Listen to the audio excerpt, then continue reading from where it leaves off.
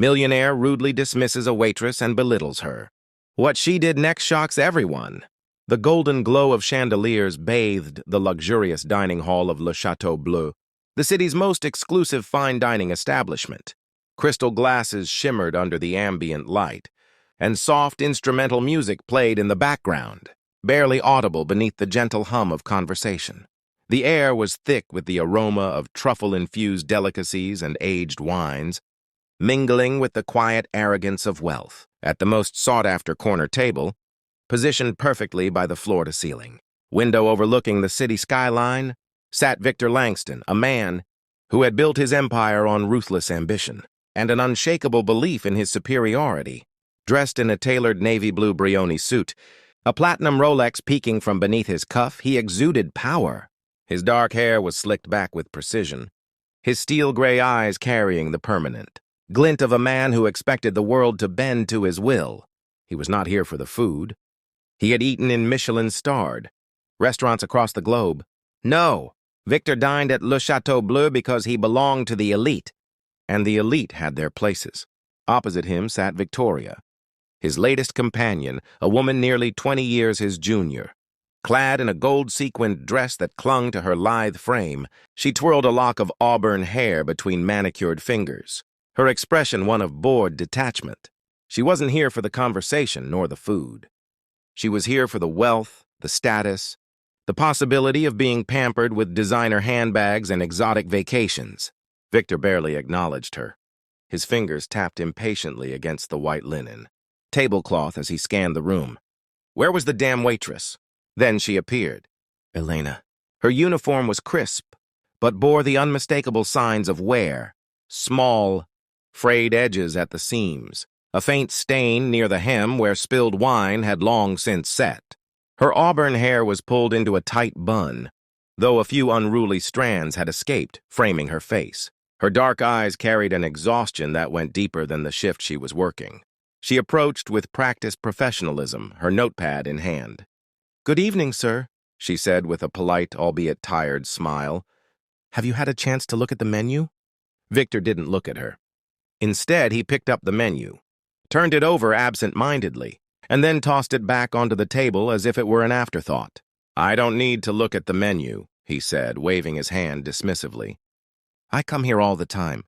Bring me the Château Fillet, medium rare, and I want a bottle of the 96 Château Margaux." Elena nodded, her pen moving swiftly across the notepad. "And for the lady?" Victoria blinked, having been absent-mindedly scrolling through her phone. She looked up, slightly startled, before her lips parted in a vague, uncertain smile. "Oh, the truffle risotto, I guess." Elena scribbled the order and offered a professional nod. "Excellent choices, I'll—" Victor lifted a finger, cutting her off mid-sentence. He didn't even look at her. No interruptions. "Just bring the food." Elena's grip on her pen tightened, but she swallowed her irritation. She had dealt with men like him before, entitled, dismissive, believing their wealth granted them the right to treat others as mere inconveniences in their curated world. She had learned long ago that arguing was futile. Men like Victor didn't see people like her. Still, she bit the inside of her cheek to stop herself from saying something she'd regret. With a curt nod, she turned and made her way back to the kitchen. When Elena returned, she carried a silver tray with a bottle of 1996 Château Margaux, a wine that cost more than she made in a month. With careful precision, she uncorked it, pouring a measured amount into Victor's glass. He swirled it absent-mindedly, brought it to his nose, inhaled, then took a slow sip. His expression soured instantly. "What the hell is this?" he snapped. Elena stiffened. "The Château Margaux, sir." Victor pushed the glass away, his lips curling in distaste. "This tastes cheap. Bring another bottle." Elena blinked, momentarily thrown off. She had served this wine dozens of times. Before, never once had there been a complaint. "Sir, that is a $2,000 bottle of wine," she said carefully. "One of the finest vintages we carry." Victor scoffed. "Then get me one that actually tastes like it's worth $2,000. Elena's patience was wearing thin. She knew she couldn't argue, couldn't reason with him. With a practiced smile, she picked up the glass and the bottle, turning on her heel without another word. Behind her, Victoria let out a soft giggle, leaning toward Victor. "You're so bad," she whispered playfully. Victor smirked. "You have to demand perfection, sweetheart. Otherwise, they'll just serve you garbage." Victoria giggled again, sipping her water, while Elena clenched her teeth. The rest of the evening was no better. The steak? Too tough. The risotto? Not enough truffle. The service? Unbearably slow. Victor made a show of calling the head chef over, berating him in front of the entire restaurant as though he were a fool, who had never held a knife in his life. Other diners stole glances, whispering amongst themselves, but Victor was unfazed. He thrived on dominance. When the bill finally arrived, he glanced at it briefly, barely interested. He reached into his wallet, pulled out a thick wad of cash, and carelessly threw down just enough to cover the meal. Elena collected the bill, her eyes scanning the receipt. No tip. She hesitated for a moment, then spoke before she could stop herself. "Sir, there's no gratuity included." Victor's gaze lifted lazily as if she were an insect buzzing too close to his ear. "You think you deserve a tip?" he asked, tilting his head, his voice laced with mockery. Elena felt a flash of heat crawl up her spine. "You expect extra money for what? Barely competent service?" Victor leaned back in his chair, his smirk widening. "Maybe if you were better at your job, you wouldn't be stuck waiting tables." The words hit harder. Elena had heard worse, had endured worse, but there was something about the way he said it. So casually, as though her entire life amounted to nothing more than a reflection of his disapproval, that made her stomach churn. She clenched her fists, fighting back the urge to lash out. Instead, she inhaled sharply, steadied herself, and with a curt nod, turned on her heel and walked away. Victor chuckled as he watched her go. He loved seeing people know their place. As he strode out of the restaurant minutes later, laughing at one of his own jokes, he never noticed Elena standing by the doorway, watching him go with dark, knowing eyes. A quiet whisper escaped her lips. "One day you'll learn." The night air was thick with humidity, the earlier drizzle still clinging to the pavement, making the neon lights of the city's skyline shimmer in long, colorful reflections. The streets were quieter now, the hustle of the evening crowd having thinned to scattered. Groups of late-night revelers and exhausted workers heading home. Victor Langston, his polished leather loafers, clicked against the wet pavement with each confident step. He had left Le Château Bleu with the same smug sense of satisfaction he always carried. Another evening of indulgence, another reminder of his power over the world. His date, Victoria, had left in a cab hours ago, growing tired of his monologues about trivial annoyances of incompetent service. Victor didn't mind. He had long since learned that people were interchangeable. He reached into his coat pocket, retrieving his Patek Philippe, an heirloom of sorts, though not from family. He had purchased it himself after his first million, a tangible reminder of his success. The gold hands glowed faintly in the dim streetlight. It was nearing midnight.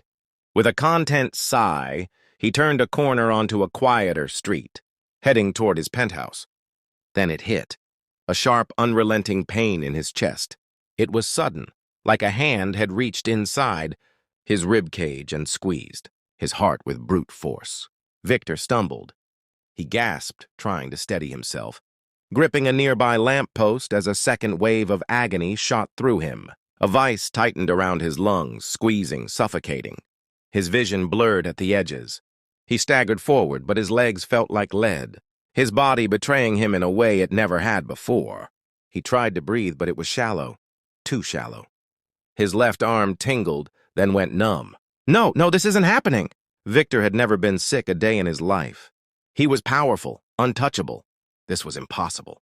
Yet here he was, alone in the middle of the street, his own body failing him. He tried to call for help, but the words barely came out, just a hoarse whisper swallowed by the night. People passed by, strangers. They saw a man slumped against a streetlight, clutching his chest, struggling to remain standing. Some spared him a glance. Others ignored him completely. No one stopped. So this is how it ends? He thought bitterly. Wealth meant nothing here. No amount of money, no power, no influence could stop what was happening. His knees buckled. He collapsed onto the pavement. His cheek hit the cold concrete, the rough texture scraping against his skin. His vision darkened. Then a voice. "Oh my God! Someone call an ambulance." Footsteps rushed toward him. Then hands, firm and practiced, pressed against his chest. A voice, sharp yet calm under pressure, cut through the haze. "Sir, can you hear me?" Victor's eyelids fluttered, his vision swimming. Through the haze, a face hovered above him. Elena. Even in his disoriented state, he knew it was her, the waitress from earlier that night. The woman he had humiliated. "Stay with me," she urged, pressing her fingers to his carotid artery, checking for a pulse. Her brow furrowed. "Weak, erratic." Victor gasped, trying to form words, but only a choked sound escaped his throat. Elena turned toward a bystander, a young man who had stopped nearby. "We need an AED, now!" The man hesitated. "Go!" she snapped. He ran. Victor, helpless, watched through half-lidded eyes as Elena tilted his chin back, checking his airway. His world spun, his body screaming for relief. "I need you to hold on," she said, her voice gentler now, urgent but steady. She moved swiftly, positioning her hands over his chest. Then, with practiced efficiency, she began compressions. Her palms pressed down hard, forcing blood to circulate through his failing heart. Victor's world pulsed with every push. Pain rippled through him, but the darkness was closing in fast. The night faded to black. When Victor Langston awoke, it was not to the fine silken sheets of his penthouse, nor the luxurious surroundings he was accustomed to. It was to beeping monitors, sterile white walls, and the quiet hum of an oxygen machine. And at the foot of his bed, arms crossed, eyes filled with knowing amusement, sat Elena, waiting. The world came back slowly. At first it was just a dull hum, a rhythmic, mechanical beep that pulsed in the background, steady and unyielding. Then the sharp scent of antiseptic filled his nostrils, the kind of sterile cleanliness that could only mean one thing: a hospital. Victor's eyelids felt heavy, as though weighed down by the sheer force of his own exhaustion. His body ached in ways he had never known before, a deep, dragging ache that settled in his chest, radiating through his ribs. Every breath felt shallow, as if his lungs had momentarily forgotten how to function. Then he heard it. The quiet shuffling of a chair, the subtle rustle of fabric. He wasn't alone. With great effort, he forced his eyelids open, the fluorescent lights overhead momentarily blinding him. The world was too bright, too sharp. He blinked, his vision adjusting to the unfamiliar room, the stark white walls, the IV drip attached to his arm, the faint murmur of medical staff moving beyond the curtain, and then his gaze landed on her. Elena. She sat at the foot of his hospital bed, arms crossed over her chest, her expression unreadable. She wasn't wearing her waitress uniform anymore. Instead, she wore a simple pair of jeans and a fitted navy blue sweater, her auburn hair tied loosely behind her head. Her dark eyes, sharp and intelligent, studied him carefully, as though she were assessing whether he would make it through the night. Victor blinked again, his mind sluggish, trying to process the impossible reality of what had happened. He had a heart attack, and the woman he had ridiculed, dismissed, and insulted had saved his life. Elena leaned forward slightly, resting her elbows on her knees. "So," she said, breaking the silence, "you're still breathing." "That's a good start." Her tone wasn't warm, nor was it cruel. It was matter of fact, the voice of someone who had seen life and death, up close more times than she cared to count. Victor swallowed, his throat dry. He tried to speak, but the words felt like gravel in his mouth. What happened?" His voice was hoarse, barely more than a whisper. Elena tilted her head slightly. "You had a myocardial infarction," she said, her tone clinical. "Heart attack. Blockage in your coronary artery. Classic case, really. Stress, bad diet, probably high cholesterol. You collapsed on the street." She leaned back in her chair. "And lucky for you, I was there." Victor exhaled slowly, trying to piece everything together. He remembered the pain, the fear, the moment his legs gave out beneath him, the helplessness. And then he remembered her hands on his chest, the pressure of her compressions forcing life back into his failing heart. He licked his dry lips, still struggling to comprehend the situation. "You saved me." Elena raised an eyebrow. "Yes," she said, nodding slightly. "Yes, I did." Victor stared at her. The sheer irony of it nearly made him laugh, except that laughing hurt, So he settled for a slow, bitter exhale. He hesitated, the words catching in his throat. He had never been good at humility, never good at apologizing. But the weight of what had happened pressed against his ribs, heavier than the pain in his chest. I treated you horribly, he admitted, his voice low. Elena didn't respond right away. Instead, she studied him, her gaze piercing in a way that made Victor feel small, not in the way money or status could fix, but truly small, as if she could see right through him. Yeah, she said simply. You did. Victor let out a breath, closing his eyes for a moment. He had expected anger, expected her to throw his cruelty back in his face. But her voice was steady, calm, almost as if it didn't matter anymore. And somehow that was worse. He shifted slightly in the hospital bed, grimacing at the soreness in his ribs. Why did you help me? He asked. Elena's expression didn't change. She let the question hang between them for a moment before answering. Because you were dying, she said simply. Victor frowned. But after the way She held up a hand, stopping him. It wasn't about you, she said. It was about the fact that I had the ability to help, so I did. That's what you do when someone is dying in front of you. You help. Victor's stomach twisted. That kind of selflessness was foreign to him. His whole life had been built around transactions, money for service, power for loyalty, connections for favors. He had never done something purely for the sake of it, and yet Elena had. He swallowed, glancing at her. You're a paramedic? Elena hesitated before shaking her head. Was a paramedic. She leaned back, exhaling slowly. Before everything. Victor watched her carefully. There was something unspoken in those words, something heavy. She didn't elaborate. And for the first time in his life, Victor Langston wanted to listen. He let the silence stretch between them before speaking again. Do you want to go back to it? Elena blinked, clearly not expecting the question. She tilted her head slightly, watching him with a hint of suspicion. Why do you care? She asked. Victor paused. Because he didn't know. For years, he had never cared about anyone but himself. But now, lying in this hospital bed, his body still weak from a death that had very nearly claimed him. Something was different. I don't know, he admitted. Maybe because you saved my life. Maybe because I owe you. Elena snorted. You don't owe me anything. Victor let out a slow breath. What if I wanted to? She frowned slightly. What do you mean? Victor hesitated. But then the words left his lips before he could second-guess them. If you had the chance to finish your training, to go back to medicine, to become a doctor or a specialist, would you take it? Elena's eyes narrowed as if she thought this was a joke. Are you offering me something? Victor exhaled. I have money. I have resources. He met her gaze. If you want it, I'll pay for it. Elena went very still. For a long moment, she just looked at him, studying him. Victor expected her to laugh, to brush him off as a joke, to say no. Instead, she did something he hadn't anticipated. She leaned forward slightly, resting her elbows on her knees, her dark eyes locking onto his. Why? She asked. Not with mockery, not with disdain, but with genuine curiosity. And for the first time in his life, Victor Langston had no easy answer. Elena doesn't trust Victor's sudden change of heart, and for good reason.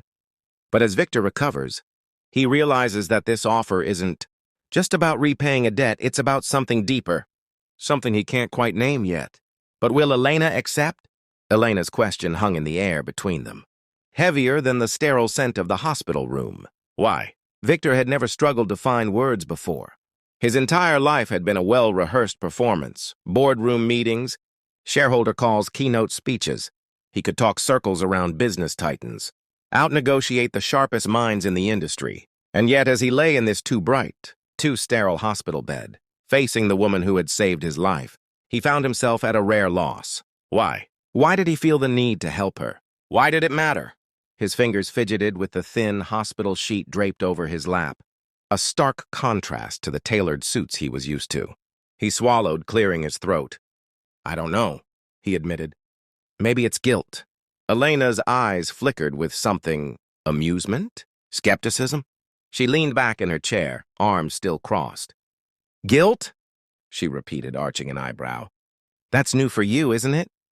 Victor let out a slow breath, tilting his head against the pillow.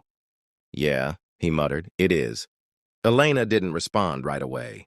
Instead, she studied him with the same sharpness she had when assessing his failing pulse on the pavement. It made him uncomfortable, vulnerable, and Victor Langston did not do vulnerable. Finally, she sighed. Look, she said, her voice measured. I appreciate the gesture, if that's what this is. But you don't have to play the hero, Victor. You had a heart attack and you're feeling, what? Existential? That doesn't mean you have to throw money at the first person who saves you. Her words should have irritated him. Once they would have, but now they just made him feel small. This isn't about playing the hero, he said quietly. I meant what I said. You shouldn't be waiting tables. Elena exhaled sharply, shaking her head. And why do you think that? Because you've decided I'm better than that? Because I saved your life and now suddenly I deserve more? Her lips pressed into a thin line. You think I don't know that already? Victor frowned. That's not what I... You don't know me, she cut in. You don't know why I left. Why I had to leave. She looked away briefly, staring at the heart monitor beeping softly beside his bed. Not everything is as simple as money, Victor. That was the first time he had heard his name from her lips. It sounded different, less like an obligation, more like a statement. Victor let the silence settle for a moment, then spoke carefully. You're right. I don't know you, he admitted, but I know you saved my life. You didn't have to.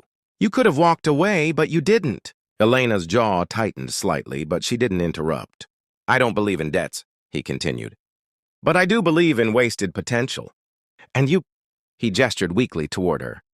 You shouldn't be serving overpriced steak to people like me.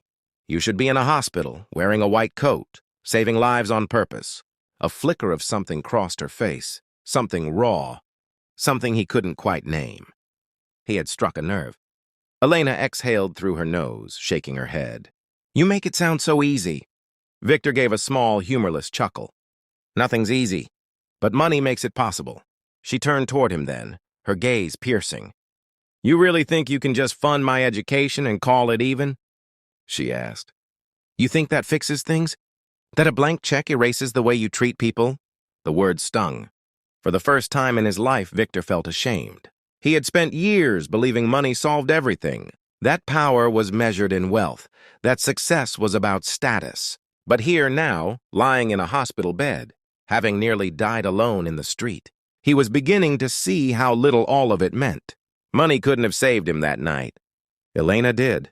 And the truth was, she had done something he never could, helped someone with no expectation of anything in return. No, he finally answered, his voice quieter. I don't think money fixes everything, but I think it can help you do something you actually want to do. He held her gaze. And I think you deserve that chance.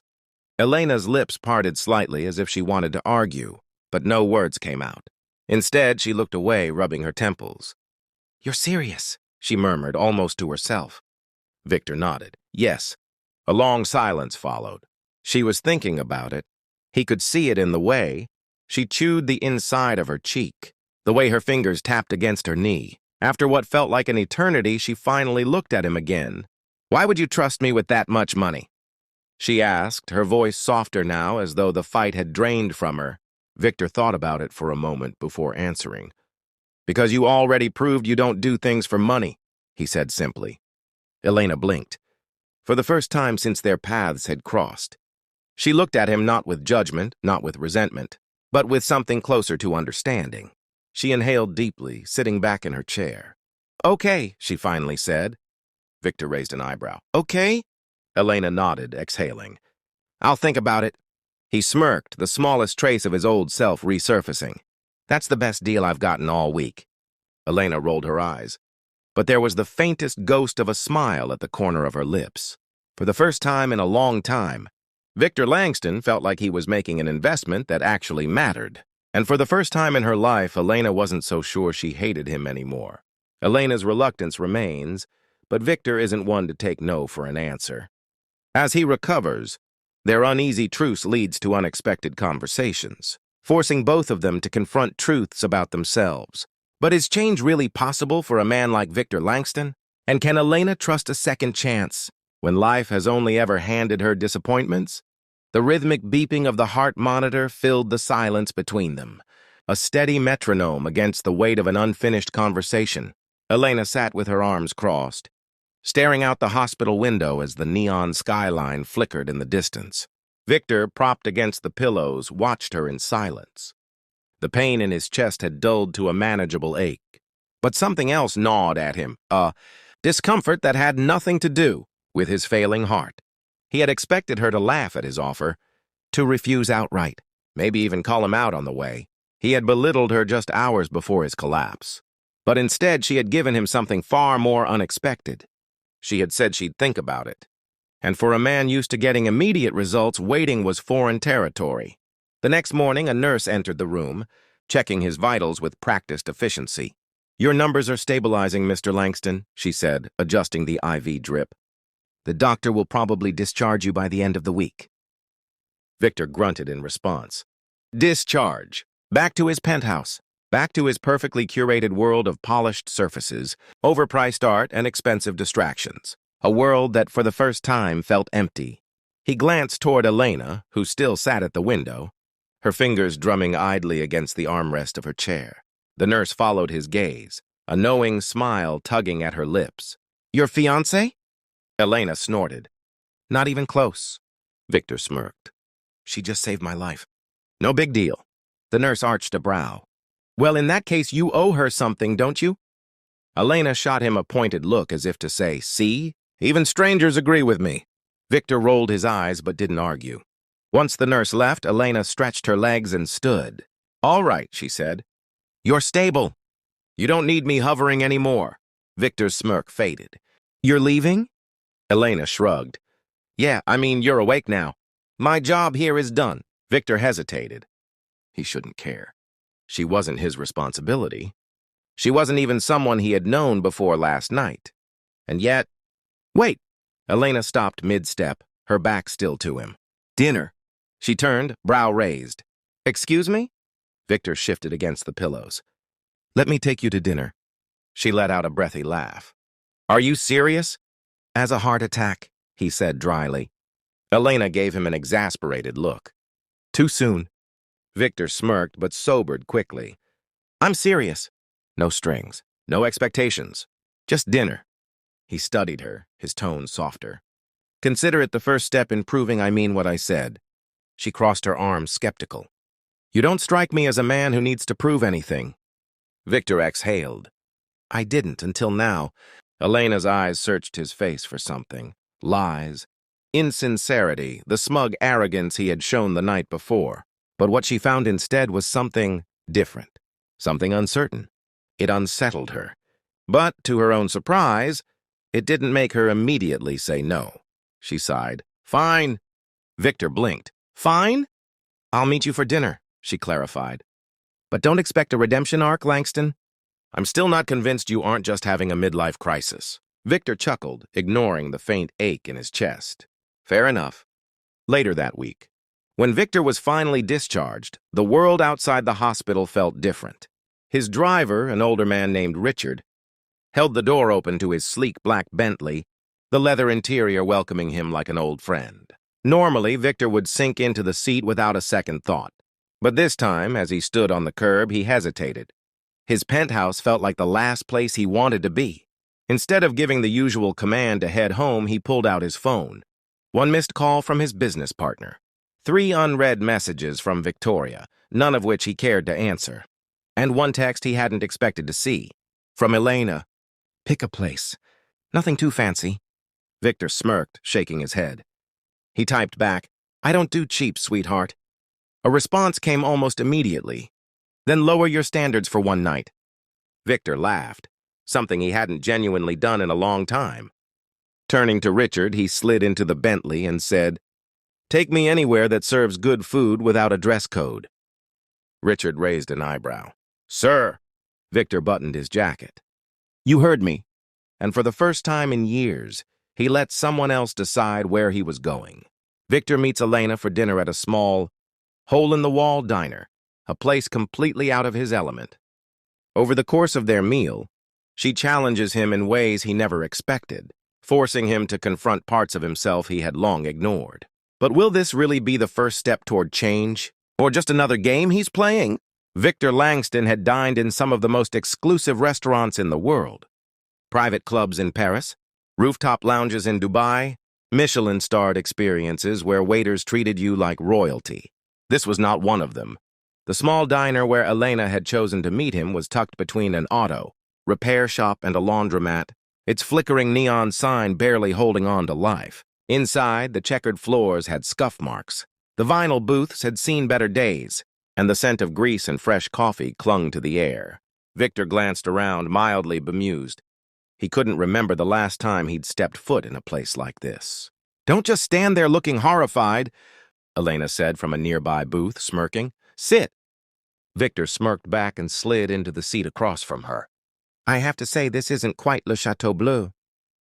"That's kind of the point," Elena said, pouring sugar into her coffee.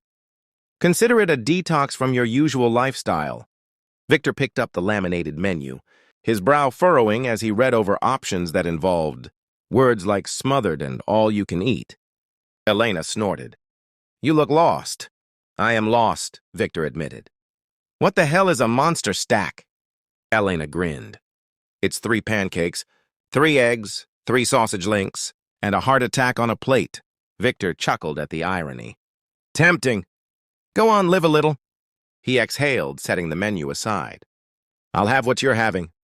Elena raised an eyebrow. "So you trust me now?" Victor met her gaze. "Maybe." The food arrived quickly, massive plates piled high.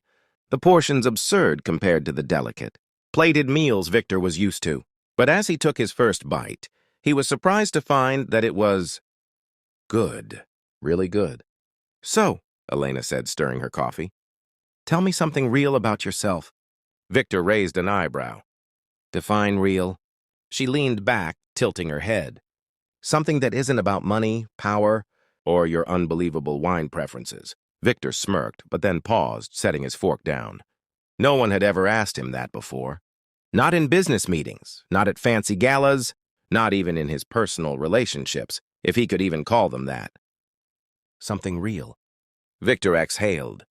"My mother worked as a seamstress," he said finally. "She never made much, but she worked hard. My father, on the other hand, he was a gambler, a bad one." Elena's expression softened. "We were always one bad bet away from losing everything," Victor continued, his fingers absent-mindedly tracing the edge of his coffee mug. "So I told myself from a young age that I'd never be at someone else's mercy, that I'd never let money, or the lack of it, control my life the way it controlled theirs." Elena was quiet for a moment. Then she said, "And now?" Victor looked up. "What do you mean?" She shrugged. "You spent your whole life chasing money. Now that you have it, are you happy?" Victor hesitated, and for the first time in his life, he didn't know the answer. As the night went on, they talked, really talked. Not as a waitress and an arrogant millionaire, not as a paramedic and a man she had saved, just as two people, both a little broken, both still figuring things out.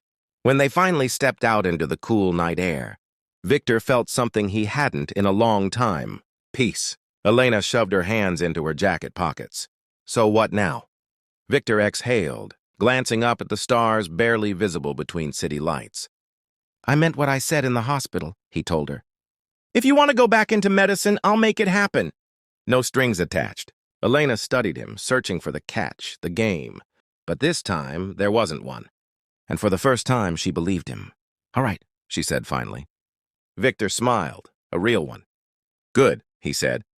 "Now let's get you into med school." 1 year later, the classroom smelled like fresh textbooks and coffee, the low hum of students murmuring filling the lecture hall. Elena sat near the front, flipping through her notes, her medical ID badge clipped to her coat. 1 year ago, she had been stuck waiting tables, her dreams nothing more than an unfinished story. Now she was here, and outside the university building, leaning against a sleek black Bentley, Victor Langston watched her from a distance. He didn't need recognition. He didn't need applause. Watching her succeed was enough. And for the first time in his life, Victor Langston felt like he had done something truly worthwhile. Sometimes change doesn't come in grand gestures. Sometimes it starts in the smallest moments, the ones we least expect. the ones that force us to look at ourselves and ask, who do I want to be? If this story inspired you, don't forget to like, subscribe, and share it with someone who needs a reminder that honesty and courage always pay off in the end.